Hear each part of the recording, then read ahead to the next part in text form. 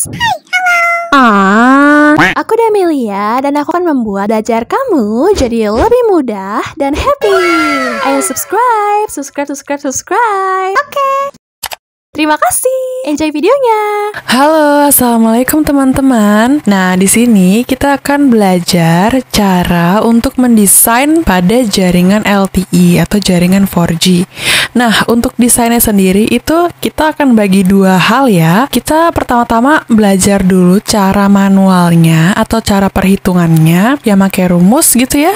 Kemudian nanti cara keduanya adalah kita akan menggunakan software yaitu Excel. Jadi di sana kita tinggal masukin parameter dan langsung keluar hasilnya. Tapi kalau misalnya kita desain terus langsung keluar hasilnya, itu kan kita kurang paham ya konsepnya tuh kayak gimana. Nah, maka dari itu di sini kita perlu belajar dulu dari dasarnya ya, dari awalnya, yaitu dari cara perhitungannya. Nah, nanti ketika kedua hal ini sudah berhasil ya, kalian bisa mengerti dasar-dasar ngitung LTE, kemudian ngerti cara pakai Excel, maka yang selanjutnya akan kita menggunakan software yaitu Atoll. Oke, kita next. Jadi untuk memplanningkan sebuah desain jaringan itu ada 3 tahap, teman-teman. Yang pertama adalah RNP. Jadi RNP itu kita akan planning di bagian radionya. Dimana radio dalam LTE itu adalah EUTRAN ya, yang isinya adalah INOT-B. Lalu selanjutnya kita memplanningkan bagian transport. Jadi transport itu adalah media antara si radio menuju ke itu ya, core ya teman-teman. Jadi kalau core itu adalah MMI isinya.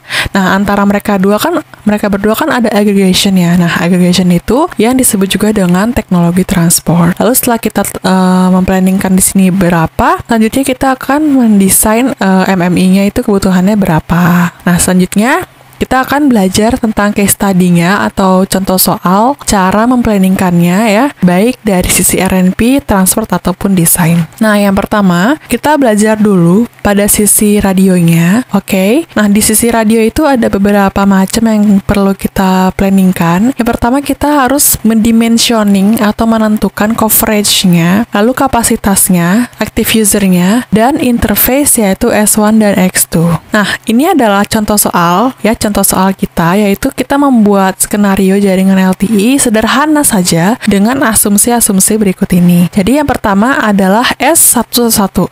Jadi S111 itu menandakan bahwa antena yang kita pakai merupakan antena sektoral.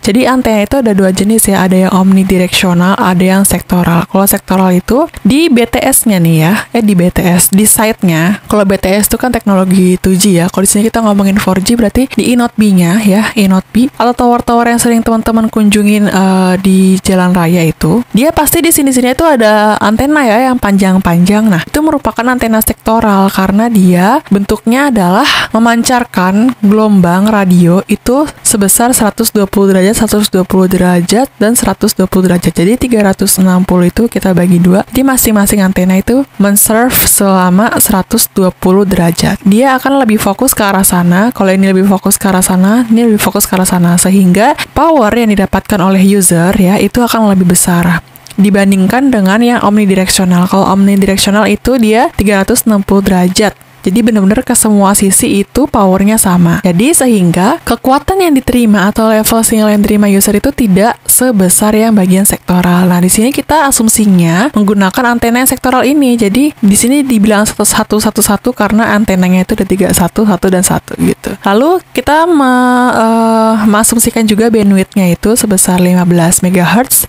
di wilayah urban. Lalu ada kecepatan ya, yaitu 20 kilobit per second untuk usernya pada sisi downlink, dan PAR atau peak average ratio-nya itu sebesar 20% di busy hour. Jadi busy hour itu kondisinya yaitu in use ya, atau kondisi pada saat sebagian besar pelanggan itu sedang menggunakan layanannya. Jadi benar-benar trafiknya itu lagi sibuk-sibuknya, oke? Makanya dinamakan juga dengan busy hour. Nah, untuk keempat data ini, dari 1 sampai 4, itu akan kita gunakan untuk menghitung bagian subscriber supported insight ya. Jadi berapakah subscriber atau pelanggan. Jadi subscriber itu sama aja kayak UI yang bisa dilayani oleh satu site saja. Oke, nanti untuk jumlah site kita akan hitung di bagian sebelah sini ya. Tapi untuk berapakah jumlah subscriber yang dihandle oleh site, kita akan bahas yang di sini. Oke. Nah, pertama-tama kita hitung dulu yang A dulu ya teman-teman. Di sini adalah gambar dari white papernya Huawei. Jadi untuk memplanningkan di sini kita mengacu pada white papernya Huawei, di mana yang paling gampang ditemuin di internet itu si Huawei ini teman-teman. Jadi kalau Telkomsel ataupun operator yang lainnya itu agak tertutup ya pada data-data mereka. Jadi yang kita temuin itu ini. Jadi ini yang akan kita jadikan rujukan. Nah, di sini frekuensinya itu ada macam-macam. Ada 800 MHz, ada 1800, ada 2600 ya. Kalau 2600 di sini lebih dijabarkan lagi data-datanya, yaitu ada bandwidth yang 5, 10, 15, dan 20, dan masing-masing skenario yaitu urban atau suburban. Dan juga ada rata-rata throughput pada selnya dan peak throughputnya, baik itu dari sisi downlink maupun uplink. Nah, di soal kita itu kan kita suruh nentuin subscriber supported-nya ya, dimana rata-rata kapasitas pada saat downlink itu berapa. Nah, ini bisa kita lihat berdasarkan tabel yang tadi dari data yang nomor 2. Jadi kita kan punya 15 MHz dan urban ya. Oke, jadi 15 MHz dan urban itu dia punya rata-rata bagian downlink adalah sebesar 25,546. Makanya di sini itu hasilnya adalah 25,546 megabit per second per selnya. Oke, nah untuk perhitungan di sini saya akan memberikan step 1 itu sebagai A, step 2B, step 3C, ini D, ini E, ini F, dan ini G. Oke, jadi kita A-nya itu hasilnya adalah segini.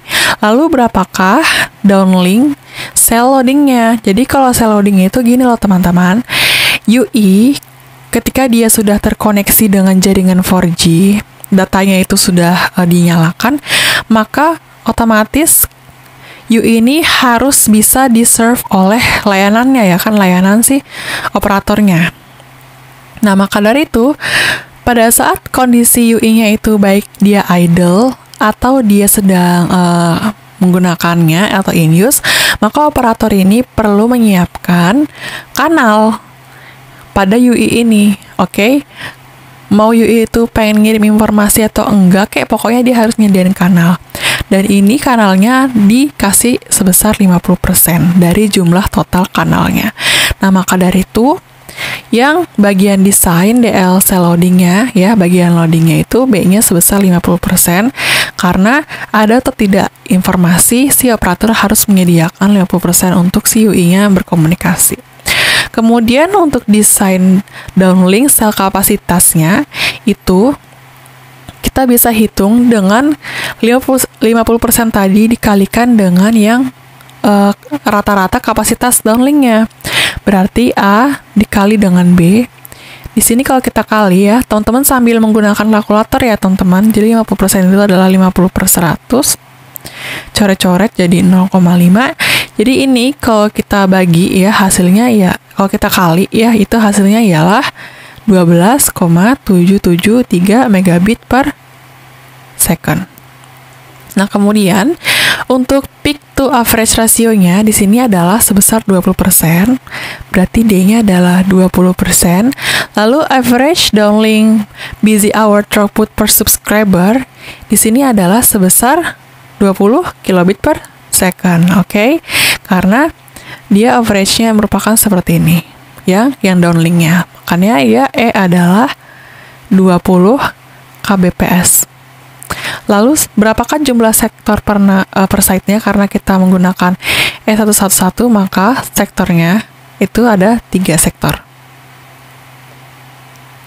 Dan terakhir, berapakah jumlah subscriber yang akan di-handle oleh masing-masing site ya, oleh satu site. Jadi G-nya itu perhitungannya gini teman-teman.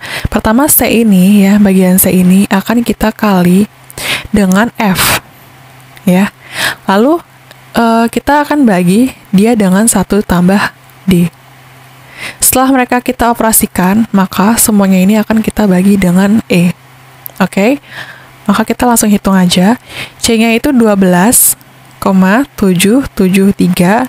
Kita kali dengan F. F-nya berapa? 3 ya. Dibagi dengan 1 tambah D. D di sini kan 2% ya. 2%. Salah nulis. Nah, 20 ini kan dibagi dengan 100 ya, persen itu kan 100. Kalau kita coret jadi menghasilkan 0,2. 0,2 ya yang D ini, kita tambahin 1 jadi 1,2. Oke, terus semua ini kita bagi dengan E. E-nya berapa? 20 kilobit per second. Nah, karena yang bagian C ini adalah megabit ya, berarti mega itu 10 pangkat 6, maka di sini dikali dengan 10 pangkat 6, dan yang E ini adalah kilobit adalah 10 pangkat 3, maka kita tulis di sini 10 pangkat 3. Nah, teman-teman siapkan kalkulatornya dan kita mari berhitung. Kalau misalnya kita udah berhitung ini semua ya, maka kita akan mendapatkan hasil 1596,625. Nah, dipastikan teman-teman bisa menggunakan kalkulatornya ya untuk menghitung ini, karena teman-teman ini tingkat pendidikannya sudah tinggi ya, sudah perguruan tinggi negeri, tidak mungkin lah masa nggak bisa menggunakan kalkulator ya. Harus bisa ya teman-teman ya, karena kita harus bisa memplanningkan sebuah jaringan LTE dan ini adalah dasarnya. Makanya awal-awalnya kita belajar matematika. Oke, jadi dari hasil subscriber ini, karena subscriber itu merupakan orang ya atau UI, maka kita tidak mungkin orang itu ada koma-komanya. Karena orang itu adalah merupakan bilangan bulat ya, bukan desimal. Maka dari itu ini kita bulatkan saja ke atas, jadi sebesar 1597 subscriber per site-nya. Oke, jadi jadi berdasarkan data-data keempat ini, di site-site itu dia akan menghandle yaitu sebesar 1597 UI. Yang selanjutnya kita akan menghitung yang bagian B, yaitu tentang mendimensioning interface yaitu S1 dan X2-nya berdasarkan data dari nomor 5 sampai 10. Jadi ini semua akan kita gunakan untuk menghitung nomor yang B. Jadi teman-teman, kalau di teknologi 2G itu kan kita site-nya dinamakan dengan BTS ya, BTS. Lalu BTS kalau pengen ke core itu harus melewati BSC dulu. Oke, jadi dia kalau pengen ngobrol nih berdua ngelewatin BSC. Kalau nih berdua pengen ke core lewat BSC lagi gitu. Pokoknya perantaranya harus ke BSC. Terus sisi 3G juga sama ya, E-Note B-nya itu harus lewat RNC dulu kalau dia pengen ngobrol. Terus kalau dia pengen ke core-nya SGSN dia ke sana lewat RNC dulu, ini juga lewat RNC dulu. Nah, itu berbeda dengan jaringan 4G. Kalau jaringan 4G antar site-nya itu langsung bisa ngobrol ya, langsung bisa calling-calling menggunakan interface X2. Jadi dia di sini lebih simple, makanya dia dinamakan dengan Evolve Packet System. Jadi Evolve tuh lebih sederhana dari yang sebelumnya, tidak memerlukan perantara lagi. Nah, ini dia kalau misalnya pengen ke mana, sisi core juga bisa langsung ke sana. Tidak perlu perantara di sininya seperti yang sebelumnya. Oke, nah kita ingin menghitung ya, berapakah kapasitas di S1 dan X2. Jadi untuk mendimensioningnya itu caranya seperti ini teman-teman ya. Sudah saya siapin cara-caranya dan kita akan menggunakan data dari nomor 5 sampai 10. Yang pertama adalah traffic ratio UL dan traffic ratio DL. Berdasarkan data nomor 6 ya, di sini rasionya itu adalah UL yaitu mendapatkan 1 dan DL itu mendapatkan 4. Oh, berarti ini saya hapus dulu karena takut nggak kelihatan. Berarti dengan rasio seperti ini, maka trafiknya itu adalah 1 per jumlah keseluruhannya itu 1 tambah 4 ya.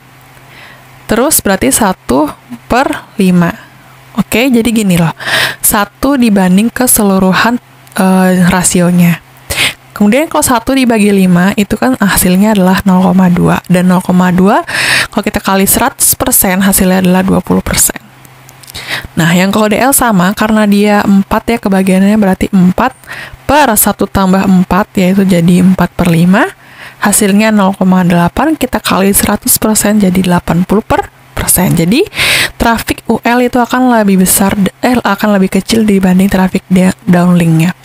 Karena site itu dia akan menghandle atau men-serve ke banyak user. Ya, dia akan menyebarkan menggunakan antena itu ke banyak user. Ya, dia akan menyebarkan. Tetapi dari satu user itu akan bisa menuju ke satu site saja. Satu arah dia ke sana. Kalau ini bisa berapa arah, makanya DL itu lebih besar. Oke, yang pertama kita harus hitung dulu busy hour traffic per subscriber.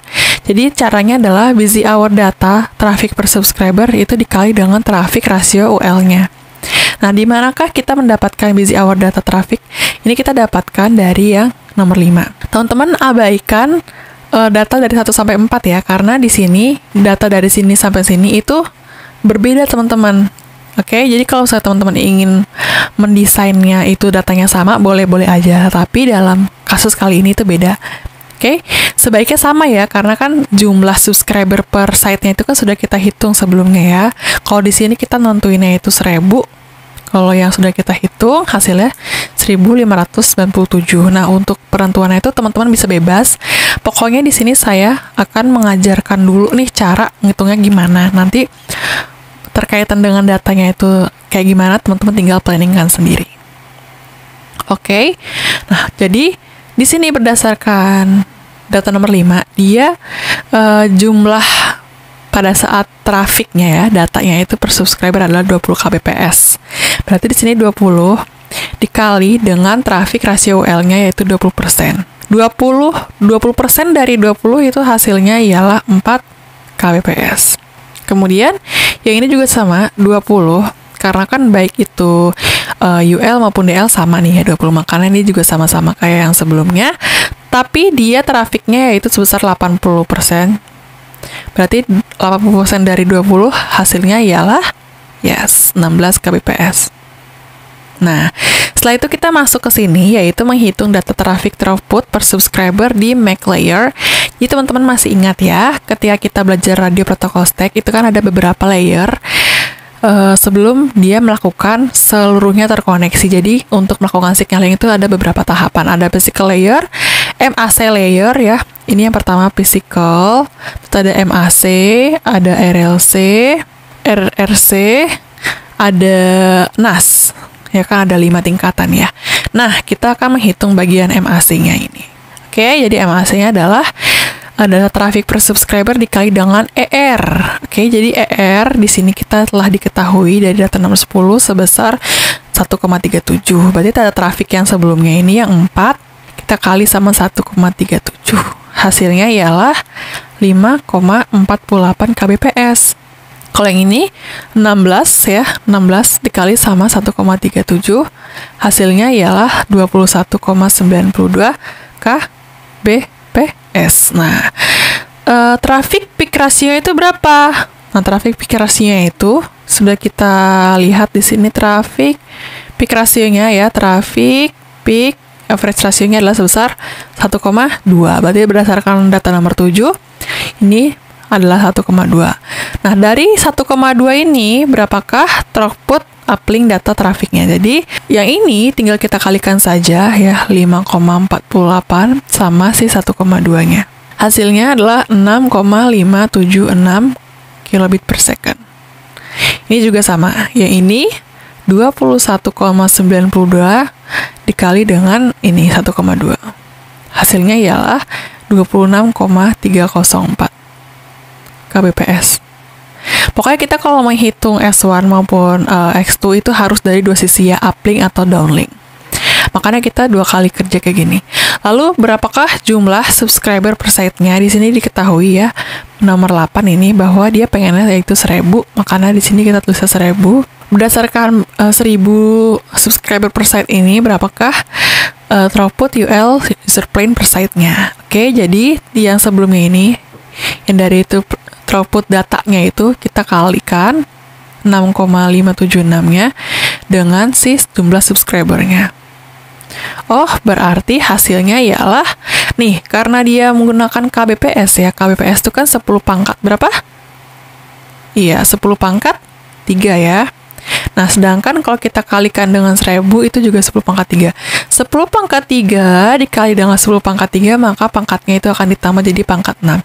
Which is pangkat 6 itu merupakan mega. Nah, berarti hasilnya di sini adalah 6,576 megabit per second. Jadi beda ini aja.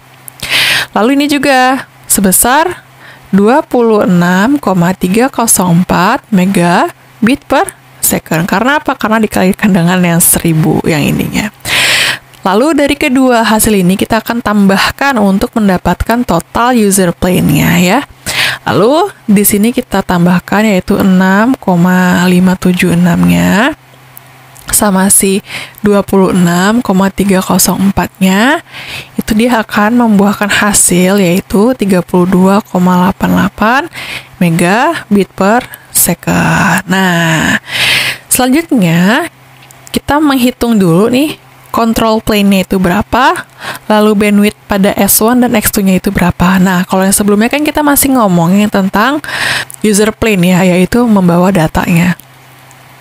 Ya, total user plane-nya atau total berapa sih yang bisa dihandle oleh masing-masing site, datanya itu berapa sih besarnya gitu.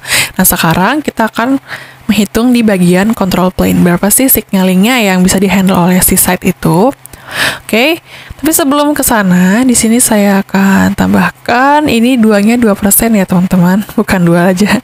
Jadi itu kekurangan persennya nulisnya. Jadi untuk menghitung CP atau control plane, di sini kita perlu mengkalikan hasil yang sebelumnya dari user plane, yaitu sebesar 32,88 itu sama 2% ini. Nah, ini kalau dikalikan 32,88 ya dikali 2% itu hasilnya ialah 0,6576 megabit per second. Kemudian bandwidth pada S1-nya itu berapa? Nah, di sini adalah pertambahan antara control plane per site-nya. Ya, di mana ini adalah hasil yang ini ya. Ditambahkan dengan jumlah total user plane per site-nya. Berarti control plane-nya yang telah kita dapat adalah 0,6576 ditambah dengan total user plane-nya, yaitu yang 32 tadi ya. Ini 32,88. Hasilnya ialah sebesar 33,5376 megabit per second. Nah, selanjutnya kita akan menghitung X2 bandwidth-nya, yaitu dengan throughput S1 per site-nya dikalikan dengan 3%. Jadi throughput S1 per site-nya yaitu sebesar segini, yaitu 33,5376 itu kita kalikan dengan 3%. Dan hasilnya 1,0061 megabit per second. Nah, sampai sini kita sudah selesai nih menentukan RNP atau bagian radionya. Lanjut kita ke transport ya. Jadi kalau transport itu adalah dari sisi RAN ya, di sini adalah EUTRAN menuju ke sisi core-nya. Nah, di sini ada teknologi yaitu aggregation, yaitu teknologi transportnya. Cara sih dia membawa data dari usernya itu yang banyak ke bagian core-nya supaya bisa diproses gitu. Dan ini kita akan menggunakan MPLS. MPLS itu akan menggunakan teknologi yaitu Metro Ethernet. Metro Ethernet gitu. Oke. Nah, jadi teman-teman, dari user yang banyak gitu ya, dari user yang banyak, sebelum dia ke bagian core ya sebelah sini, dia harus memasuki dulu distribution. Jadi di distribution ini dari user-user ini akan dibandingkan yaitu 20:1. Jadi satu kabel ini isinya adalah 20:1 ya. Nah, dikarenakan satu kabel itu hanya bisa menghandle yaitu 10 ya, 10 aja, maka 10 giga Ethernet, maka di sini kita menggunakan 2 kabel ya, 2 kabel menuju sana. Karena kan misalnya di sini ada 20 ya. 20 user. Nah, ketika di sini juga sama harus dihandle 20 user, maka ke sana 20, ke sananya juga 20. Lalu di sini juga ke sana 20, ke sana 20. Sehingga kalau 10 tambah 10 ya, berdasarkan kapasitasnya itu sama aja kayak 20 di sini ya. Lalu kalau dia pengen menuju core itu juga diperbandingkan lagi yaitu 4:1. Jadi kalau di sini ke sini itu 4:1. Ini ke sini itu adalah 20:1. Oke, nah kemudian kita akan menghitung nih desain MMI-nya. Tetapi sebelum itu kita lihat dulu nih soal yang bagian C-nya ya. Nah, yang ini jadi yang gedean dikit. Nah, Dari hasil yang telah kita tulis di sini ya, kita hitung ya. Kita suruh bikin gambarkan desain LTE-nya secara lengkap ketika diasumsikan sebuah kota itu menghasilkan trafik sebesar 120 gigabit per second. Jadi dia pengen satu kota itu ngasilin 120. Maka gimana sih gambar trafik yang lengkapnya? Oke. Jadi di sini mesti kita isi ya. Yang ini yang sudah saya strip-stripin itu kita isi dengan data yang sudah kita dapat. Tadi asumsinya berapa, teman-teman? Asumsinya adalah kota itu menghasilkan 120 gigabit per second. Nah, maka dari itu kita tulis di sini deh. Jadi, keseluruhan ini, misalnya adalah satu kota, itu adalah 120 gigabit per second. Nah, kemudian, setelah itu, karena kapasitas E0 B-nya itu berapa, maka kita membutuhkan berapa E0 B nih. Tapi sebelum ke sini, kita perlu dulu mengisi masing-masing trafik yang bisa dihandle oleh satu site ini. Di mana trafiknya itu sudah kita hitung ya di bagian RNP, yaitu sebesar nih S1-nya ya. S1-nya adalah 33,5376. Nah, maka dari itu si S1 bandwidth itu kita akan masukkan ke dalam sini. Di bagian S1 ini kita masukkan berapa tadi? 33,5376. Dan ini kita taruh ke semua site-nya dan itu sama ya, teman-teman. Harus adil. Ini 33,5376. Ini 33,5376 dan ini 33,5376 dan terakhirnya juga sama 33,5376. Nah, dikarenakan satu kapasitas E0 B-nya itu sebesar 33,5376 Mbps, maka dibutuhkan berapakah E0 B-nya? E0 B itu jumlah E0 B-nya ya. Kalau ini S1 adalah E0 B yang pertama, ini E0 B yang kedua, ini E0 B yang ketiga, dan ini E0 B yang keberapa nih? Nah, cara ngitungnya adalah keseluruhan yang bisa yang pengen dihasilkan oleh satu kota itu 120 giga ya. Giga itu 10 pangkat 9, kita bagikan dengan yang S1-nya tadi 33,5376. Karena dia mega ya, maka dia 10 pangkat 6. Nah, ini kalau dicoret hasilnya 10 pangkat 3. Terus kalau dikalikan dengan 10 pangkat 3 lalu dibagi, itu hasilnya ialah sebesar ya 3578. Oh, berarti jumlah site-nya tuh ada sebesar 3578 site. Banyak banget. Jadi untuk mendesain ini kita perlu ngasih sebanyak 3578 site di satu kota. Oke? Banyak sekali ya, jadi banyak banget tower yang kita jumpai karena emang planningnya banyak ya. Dan ini masih ke dalam 120. 120 tuh belum termasuk besar ya teman-teman angkanya. Nah, kemudian dari 120 megabit per second tadi, itu kan dia akan memasuki sebelah sini ya router akses. Dan jumlah keseluruhannya ini masing-masing 120 itu adalah 33,5376. Nah, ketika dia masuk sini ya, sisi aggregation, kan saya sudah bilang sebelumnya bahwa dia ada perbandingan ya. Ada perbandingan yaitu 1:20 dan 1:4. Nah, berarti kalau 1:20 ya, yang tadinya sebesar 120 gigabit per second yang sebelah sini, maka dia akan dibandingkan dengan 20, maka masing-masing kabelnya itu akan menghasilkan 6 gigabit per second. Dan ini gambar kabelnya itu cuma satu biji aja, tetapi dia mempresentasikan bahwa satu kabelnya itu adalah 6 gigabit per second. Oke, sampai sini teman-teman mengerti ya.